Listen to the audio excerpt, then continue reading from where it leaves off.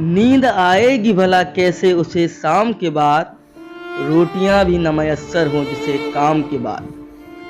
शायर अपने इन अल्फाजों से मजदूरों के उस दर्द को बयां करता था जिसे जी तोड़ मेहनत के बाद भी पेट भर रोटी नसीब न थी। लेकिन अब की बार हालातों के हमलों ने मजदूरों पर ऐसा सितम बरपाया है कि मुफलिसी में भी मुस्कुराकर जीवन जीने वाला यह योद्धा ना चाहते हुए भी सड़कों पर आने को मजबूर है।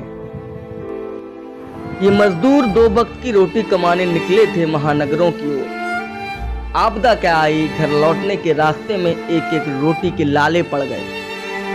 मौत 3 तरफ से घेर कर खड़ी थी। एक तरफ कोरोना था, दूसरी तरफ भुखमरी और तीसरी तरफ यमदूत बनकर दौड़ते हुए डग्गा मार वाहन, जिनसे घर जाने की जल्दी में मजदूर सवार तो हो गए पर घर नहीं पहुंच सके।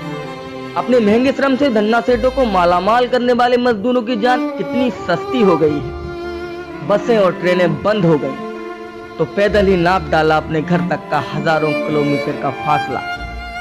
पैरों में छाले पड़ गए हैं पर यह अंतहीन सफर अब भी जारी है।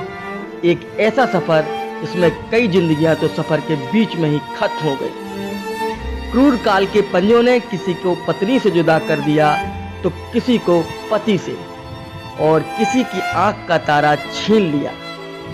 हे विधाता, ये कैसी नियति है।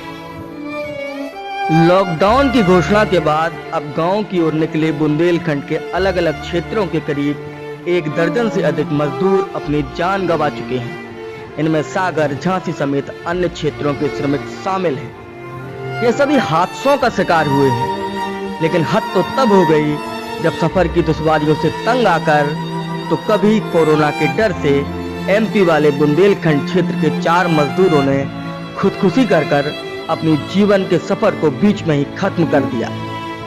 ये मजदूर किसी तरह अपनी जीवन की गाड़ी कमाई वाहन वालों को देकर घर तक जाने की जुगत भिड़ाए हुए थे कि इसी दौरान सड़क हादसे में औरैया में 25 मजदूरों की मौत हो गई। योगी जी ने फरमान जारी कर यूपी की सीमाएं सील कर दी और बुंदेलखंड के गेट में झांसी की रक्षा सीमा पर सैकड़ों वाहनों की लंबी कतारें लग गई हैं। मजदूर फिर जमीन पर आ गए हैं। इस बार उन्हें पैदल भी सीमा पार करने की इजाजत नहीं। अब सरकार ही तारणहार है, राम ही जाने कब वह अपने घर पहुंच सकेंगे।